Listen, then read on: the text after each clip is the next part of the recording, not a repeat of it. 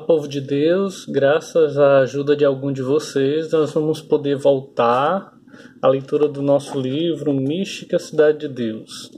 E nós estamos no capítulo 11, né? Sem muitas demoras, vamos só fazer o nome do Pai, né? No Pai, do Filho e do Espírito Santo. Amém. E pedir a Deus que essa não seja uma leitura qualquer, mas que seja uma leitura que Ele venha abrir os nossos olhos físicos e espirituais, né?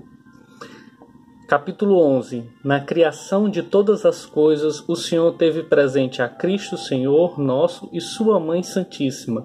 Escolheu e beneficiou o seu povo e por figuras representou estes mistérios. Cristo e Maria, primeiras criaturas ideadas pelo Pai. No capítulo 8 dos Provérbios, provérbio 8:30, diz a sabedoria, falando de si mesma, que na criação de todas as coisas se achou presente com o Altíssimo, compondo-as todas. Eu disse acima que esta sabedoria é o Verbo humanado, que juntamente com sua Mãe Santíssima achava-se presente, quando Deus em sua mente divina determinava a criação do universo. Naquele instante estava não só o Filho com o Eterno Pai e o Espírito Santo na unidade da natureza divina, mas também a humanidade que havia de assumir, ocupando o primeiro lugar na criação prevista e ideada na mente divina do Pai. Com essa humanidade encontrava-se a de sua Mãe Santíssima, de cujo puríssimo ventre a receberia. Em Cristo e Maria estiveram previstas todas as demais obras. Por causa deles, a nosso modo de falar, o Altíssimo sentiu-se mais empenhado a criar o restante das criaturas preparadas para o serviço do homem, do que o poderia desobrigar todo o gênero humano e até os anjos. Cristo e Maria, tipos da semelhança com Deus. Contemplava o Altíssimo seu Filho unigênito humanado e sua Mãe Santíssima como os modelos plasmados com a grandeza de sua sabedoria e poder.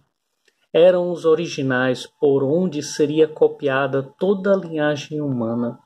Deste modo, assemelhando-se a estas duas imagens da sua divindade, todos os demais sairiam também semelhantes a Deus.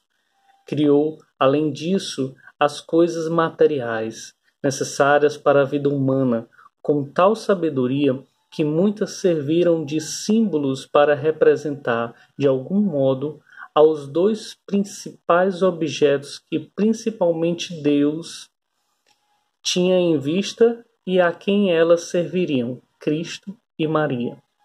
Assim formou os dois luminares do céu, sol e lua, Gênesis 1:16, que separando a noite e o dia se assemelhariam ao sol de justiça, Cristo, e a sua Mãe Santíssima, formosa como a lua.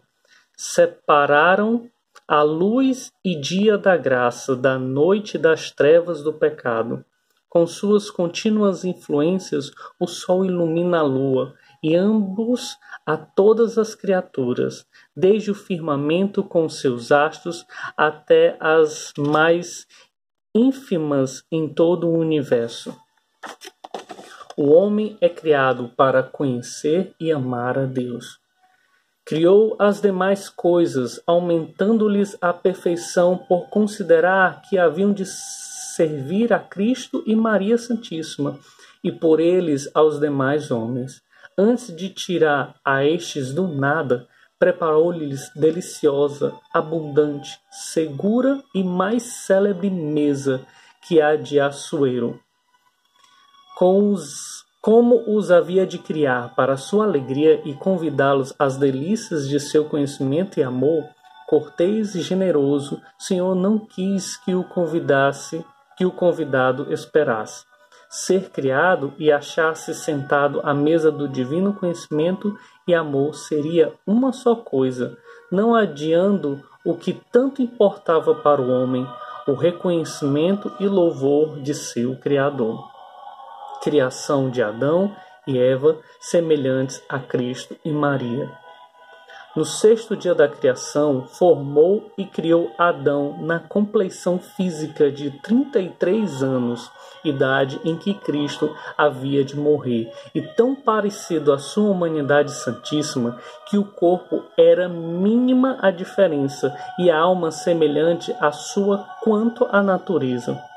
De Adão formou Eva, tão semelhante à Virgem que a reproduzia nas feições e em toda a pessoa. Contemplava o Senhor com sumo agrado e benevolência esses dois retratos dos originais que oportunamente criaria. Por causa destes, lhes concedeu muitas bênçãos, como para se entreter com eles e seus descendentes, enquanto esperava o dia no qual havia de formar Cristo e Maria. Inveja de Lúcifer pelos seus primeiros homens. Todavia, o feliz estado do qual Deus criara os dois primeiros pais do gênero humano durou muito pouco. Contra eles logo se despertou a inveja da serpente, que espreitava a sua criação, apesar de que Lúcifer não pudera ver a formação de Adão e Eva, como vira todas as outras coisas no momento de serem criadas. Não quis o Senhor mostrar-lhe a criação do homem, tampouco a formação de Eva da costela, e só os viu quando apareceram juntos. Quando o demônio viu a admirável compleição da natureza humana, superior a todas as demais criaturas, a beleza das almas e também dos corpos de Adão e Eva, conhecendo o paternal amor que lhes votava o Senhor e que os fizera donos e senhores de toda a criação, com promessa de vida eterna, enfureceu-se a ira deste dragão. Não há língua que possa explicar a violência com que se agitou aquela besta feroz. Incitado pela inveja, desejou tirar-lhe a vida, e com um leão o teria feito se não fosse detido por outra força superior. Por este motivo, estudava e procurava modo para os rebelar contra o Altíssimo e derrubá-los da graça divina. O demônio começa a observar Adão e Eva. Enganou-se Lúcifer porque, embora desde o princípio o Senhor lhe houvesse manifestado que o Verbo fazia homem no seio de Maria Santíssima, não lhe declarou onde e como. Por esta razão, lhe ocultou a criação de Adão e a formação de Eva, para que logo começasse a sentir a ignorância do mistério da encarnação e sua época. Como o ódio do demônio visava principalmente Cristo e Maria, começou a suspeitar se, por acaso, Adão teria saído de Eva, sendo ela a mãe e ele o Verbo manado. Esta suspeita cresceria no demônio por sentir a força divina que o impedia atentar contra a vida deles, mas, por outro lado, conheceu os preceitos que Deus lhe impôs. Descobriu-os ouvindo Adão e Eva falarem sobre isso. Pouco a pouco se lhe desfazia a dúvida, pôs-se a escutar as conversas dos dois pais, sondando sua natureza, começando logo, como um faminto leão, a rodeá-los, procurando entrada pelas inclinações que percebia em cada um deles. Antes, porém, de se desenganar totalmente, sempre vacilava entre o ódio contra Cristo e Maria, e o temor de ser por eles vencido. Acima de tudo, temia a vergonha de ser subjugado pela Rainha do Céu, por ser ela pura criatura sem divindade. Queda de Adão e Eva. Reparando, pois, no preceito que Adão e Eva receberam, armando com a mentira, entrou a tentá-los, começando com todo esforço a contradizer a divina vontade. Não atacou primeiro o homem, e sim a mulher, porque viu que sua natureza era mais frágil e delicada, e tinha certeza de que ela não era Cristo. Além disso, alimentava contra ela extrema indignação, desde o sinal que havia visto no céu e a ameaça que Deus lhe fizera por meio daquela mulher. Tudo isso o levou primeiro a acometer Eva e não Adão. Antes de se mostrar, insuflou-lhe muitos pensamentos, vivas e desordenadas imaginações para encontrá-la perturbada e preparada. Como noutra parte já escrevi sobre isso, não me alongo aqui para dizer quão forte e cruel a tentou. Basta agora, para o meu intento, saber o que dizem as Santas Escrituras, que tomou a forma de serpente e falou a Eva, que com ele imprudentemente entabulou conversa.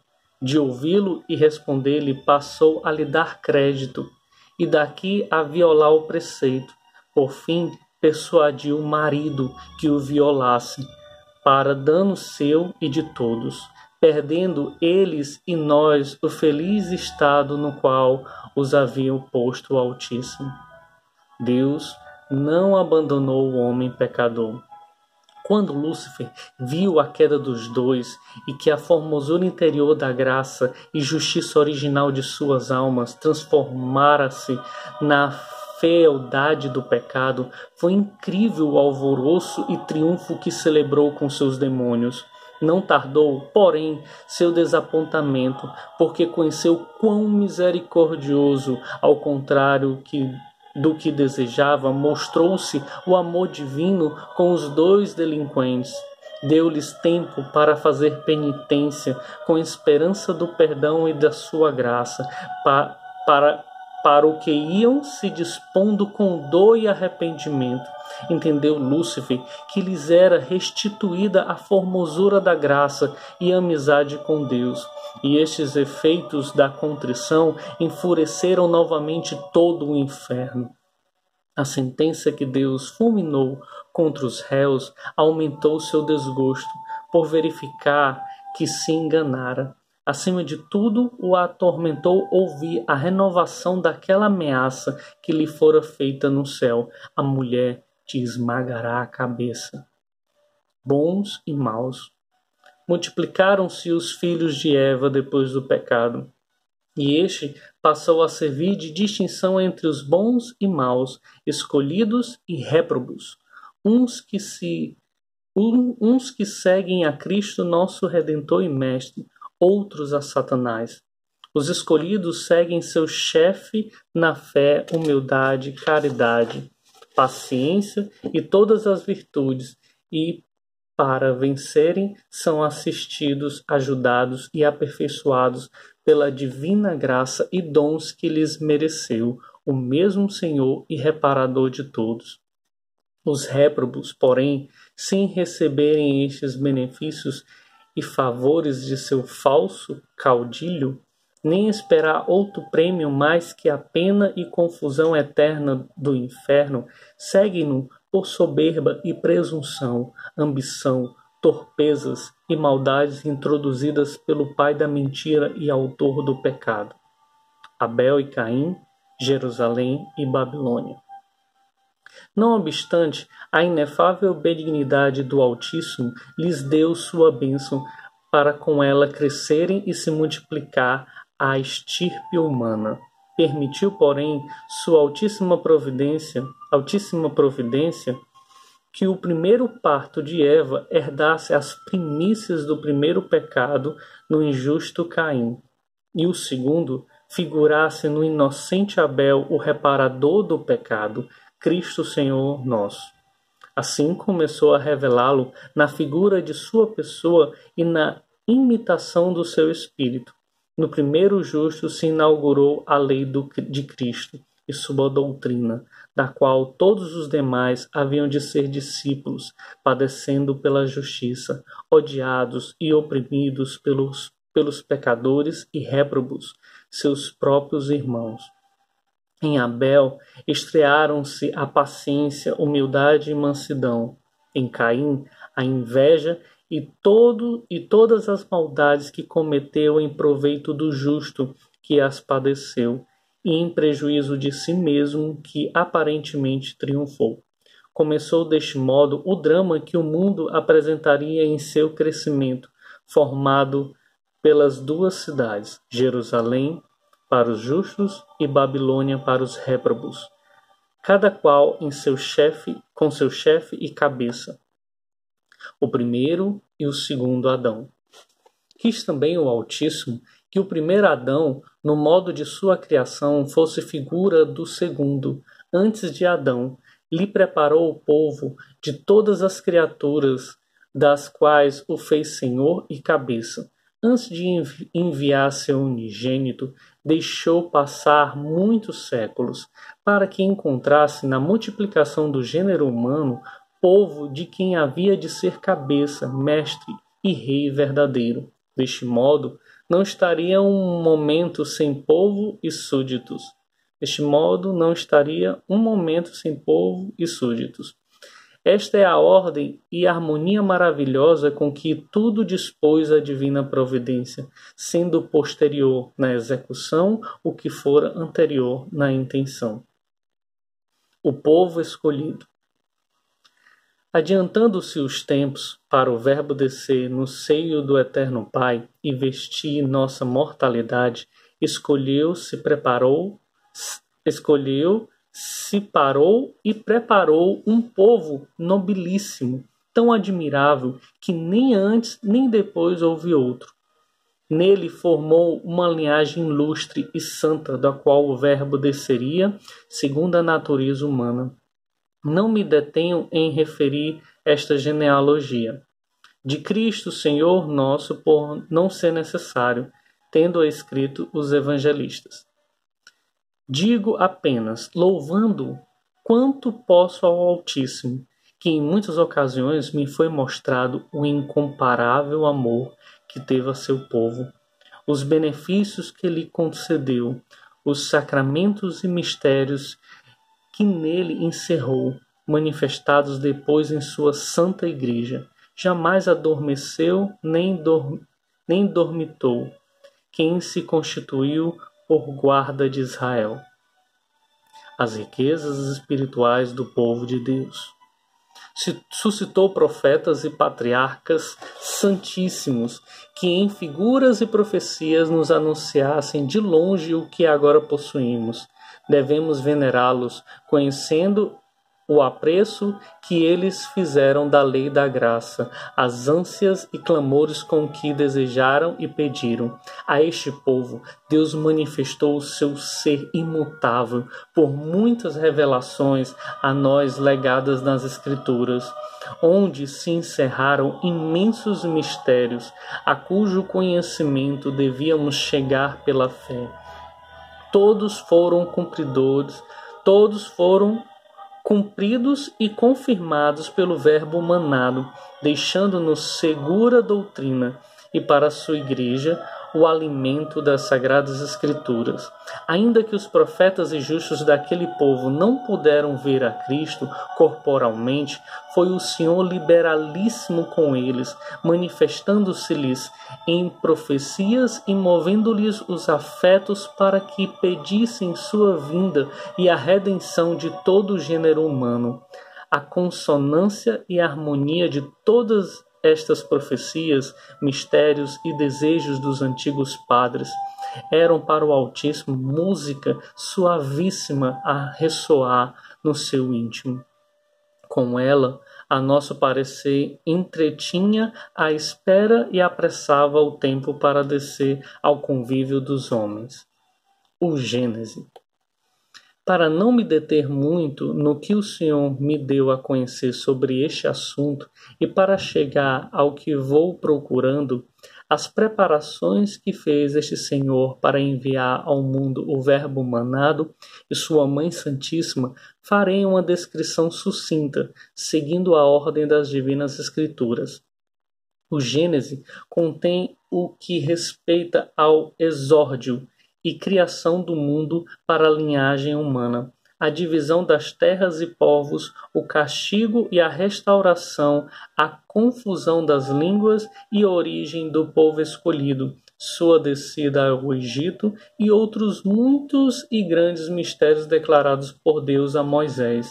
Por intermédio dele, chegamos a conhecer o amor e justiça que desde o princípio Deus usou para trazer os homens ao seu conhecimento e serviço e indicar o que havia determinado fazer no futuro.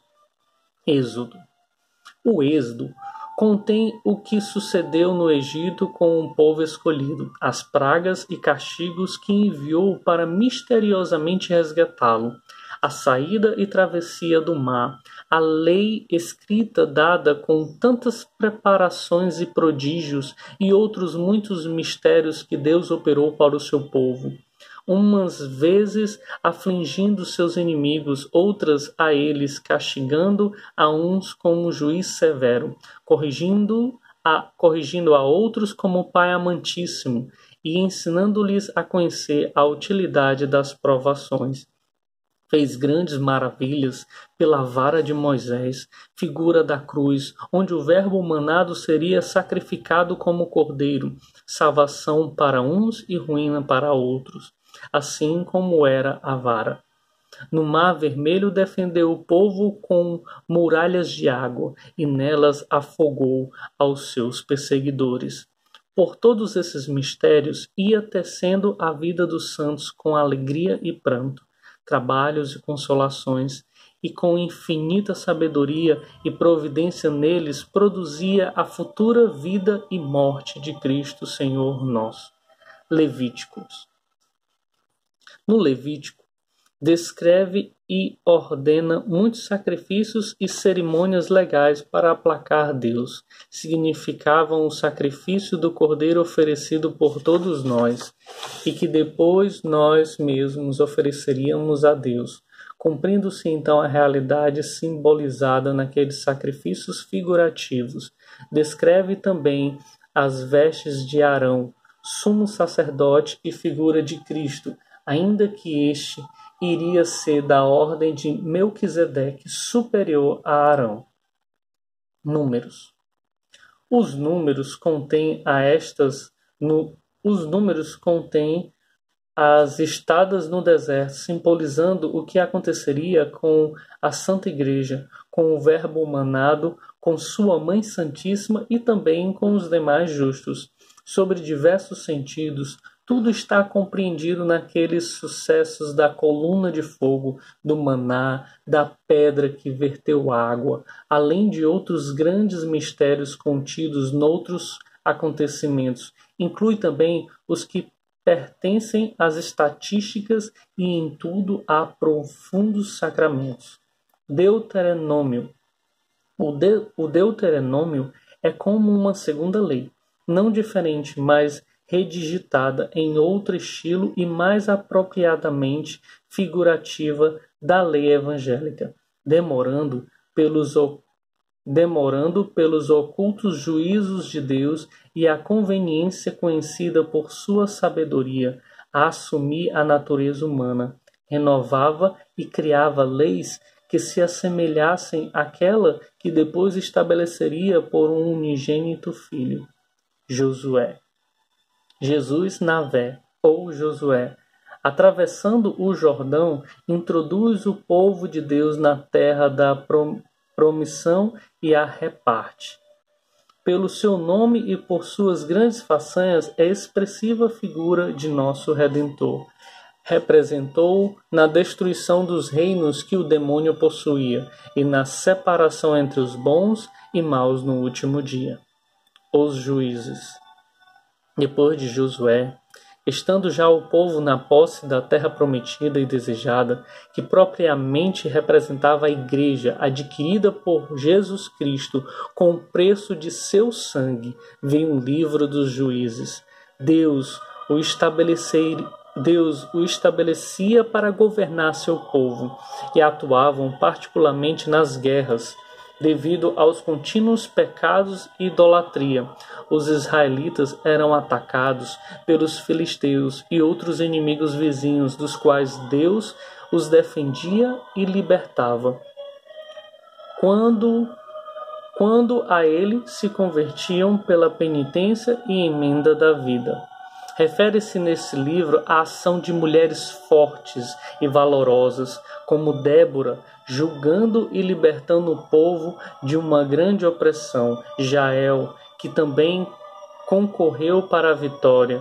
Todas estas histórias são expressas figuras e testemunhos do que se passa na igreja.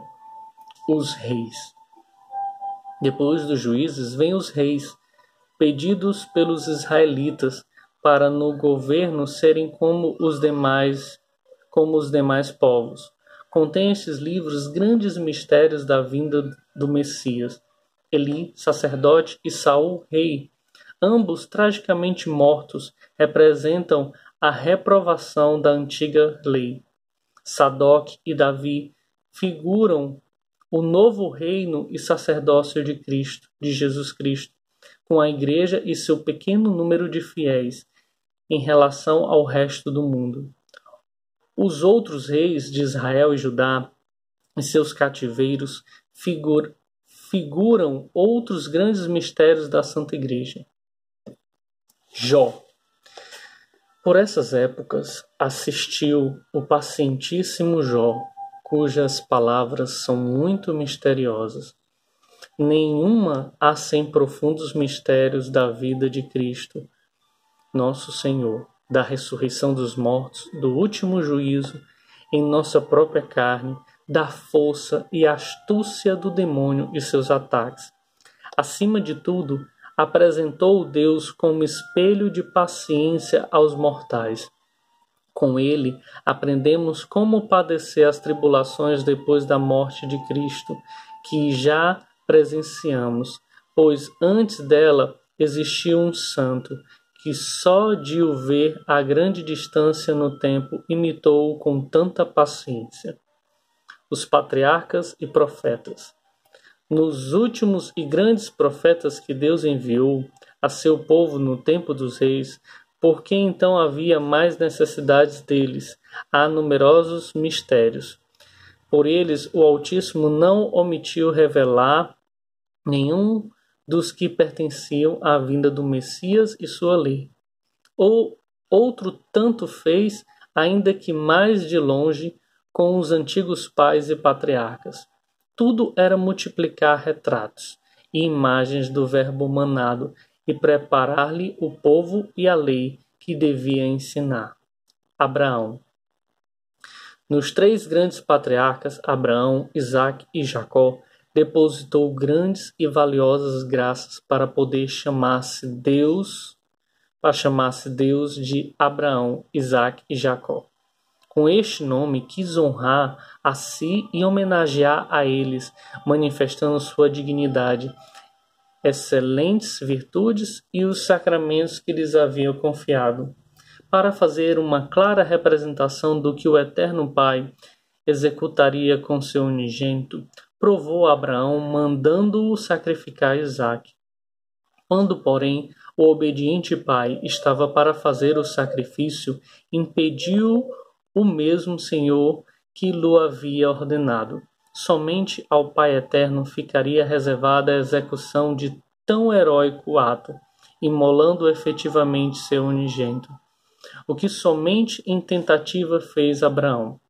Parece que nisto os ciúmes do amor divino foram tão fortes quanto a morte.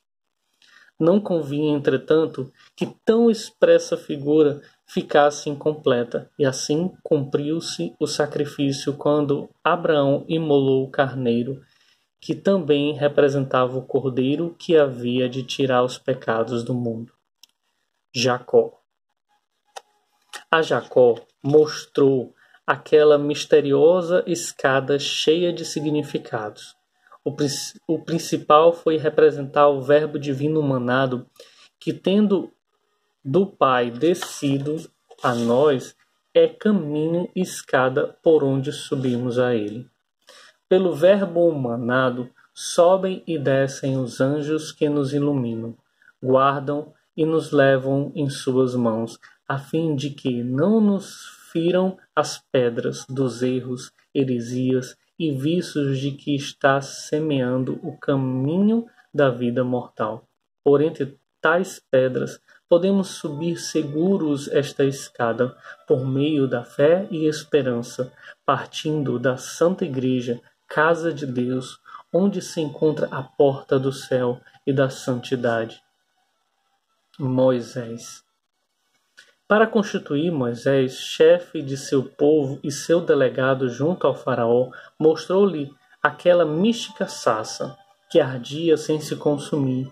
Indicava profeticamente a divindade encoberta pela nossa humanidade, sem que o humano derrogasse o divino, nem o divino destruísse o humano.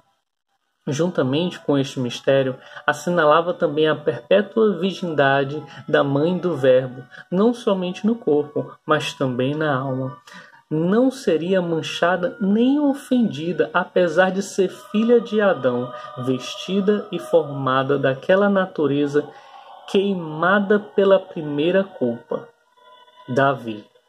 Suscitou também Davi, homem segundo o seu coração, que pôde dignamente cantar as misericórdias do Altíssimo.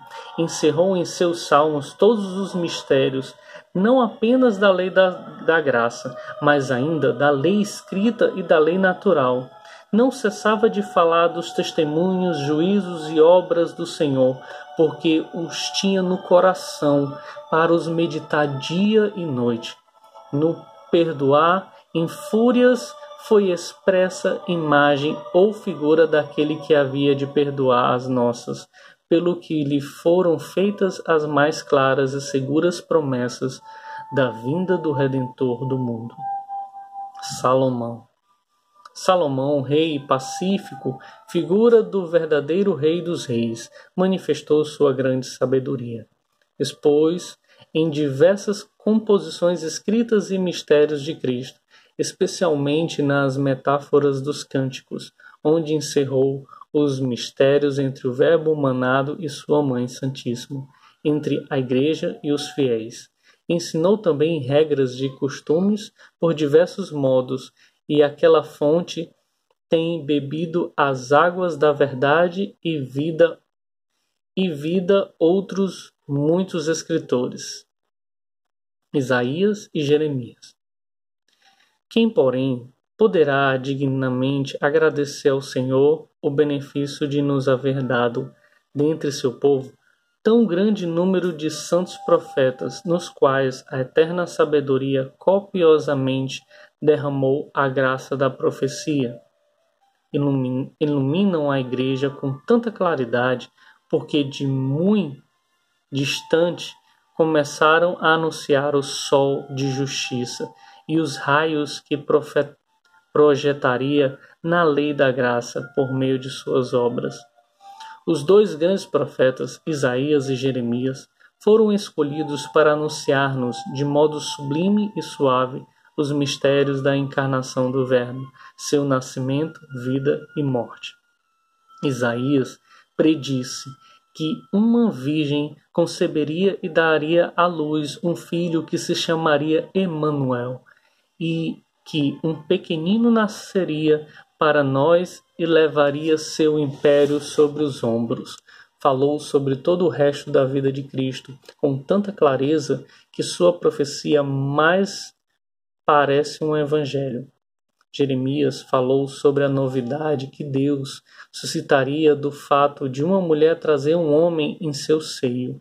Este homem só poderia ser Cristo, Deus e homem perfeito.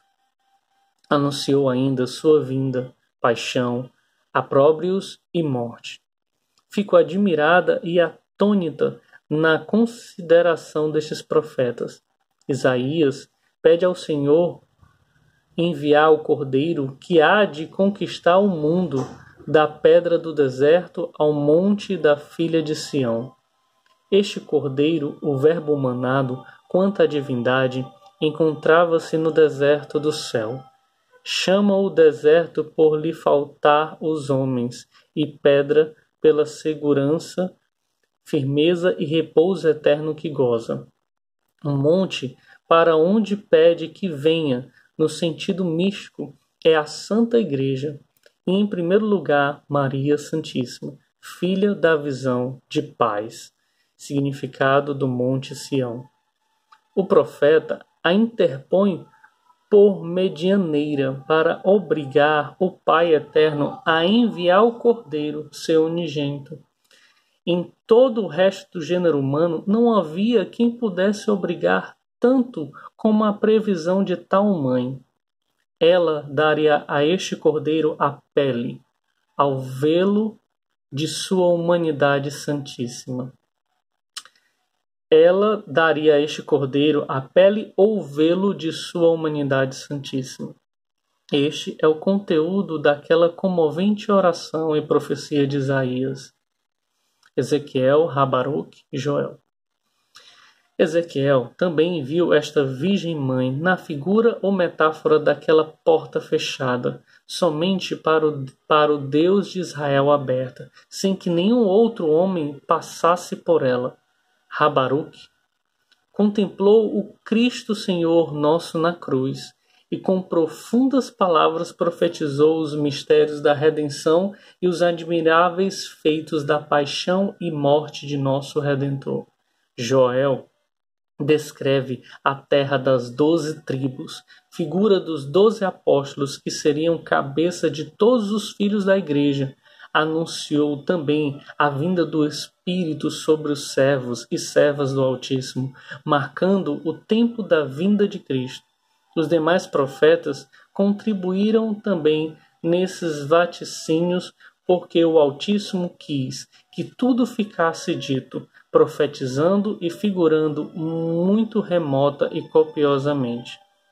Estes fatos admiráveis deviam provar o amor e cuidado que Deus teve para com os homens e como enriqueceu sua igreja.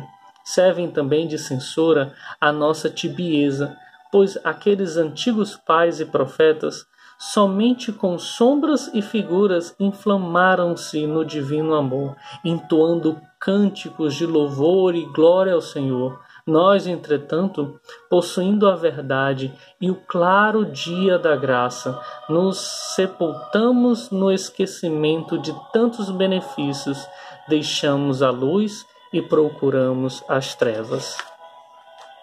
Bem, gente, esse foi o fim do capítulo 11, bem grandinho, né?